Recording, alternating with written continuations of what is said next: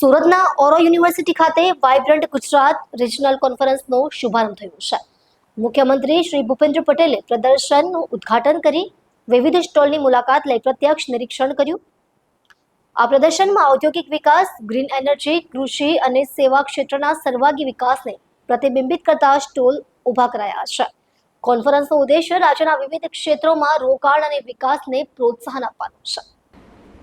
મુખ્યમંત્રી ભૂપેન્દ્ર પટેલે સુરત ખાતે આયોજિત વાઇબ્રન્ટ ગુજરાત રિજિયોનલ કોન્ફરન્સના શુભારંભ પૂર્વે ઓરો યુનિવર્સિટી કેમ્પસમાં યોજાયેલા વાઇબ્રન્ટ ગુજરાત રિજિયોનલ એક્ઝિબિશનનું વિધિવત ઉદ્ઘાટન કર્યું હતું.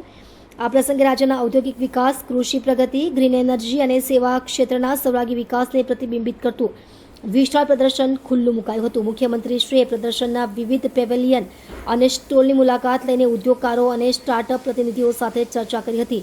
તેમણે નવીન ટેકનોલોજી, ગ્રીન એનર્જી એકમો, કૃષિમાં આધુનિક પદ્ધતિઓ અને સેવા ક્ષેત્રના વિકસતા મોડલ અંગે વિગતવાર માહિતી મેળવી હતી. આ સાથે તેમણે રાજ્યના વિકાસમાં ખાનગી ક્ષેત્ર, ઉદ્યોગકારો અને યુવાનોની ભાગીદારીને મહત્વપૂર્ણ ગણાવી પ્રોત્સાહન આપ્યું હતું. ગુજરાત દેશના ગ્રોથ એન્જિન તરીકે આગળ વધી રહ્યું છે, ત્યારે રાજ્ય સરકાર દ્વારા વાઇબ્રન્ટ ગુજરાતના વૈશ્વિક વિઝનને વધુ વ્યાપક બનાવવા માટે પ્રાદેશિક સ્તરે આ પ્રકારની કોન્ફરન્સ યોજવાનો નવીન અભિગમ અપનાવવામાં આવ્યો છે. આ પહેલના માધ્યમથી રાજ્યના દરેક વિસ્તારમાં રહેલા વિકાસના અવસરોને પ્રોત્સાહિત કરવાના પ્રયાસો હાથ ધરવામાં આવ્યા છે. સુરત ખાતે આયોજિત આ 2 દિવસીય કોન્ફરન્સમાં દક્ષિણ ગુજરાતના સુરત સહિત 6 જિલ્લાઓનો સમાવેશ કરવામાં આવ્યો છે, જેમાં ઉદ્યોગ, કૃષિ, MSME અને સેવા ક્ષેત્ર સાથે જોડાયેલા પ્રતિનિધિઓ સક્રિય ભાગ લઈ રહ્યા છે.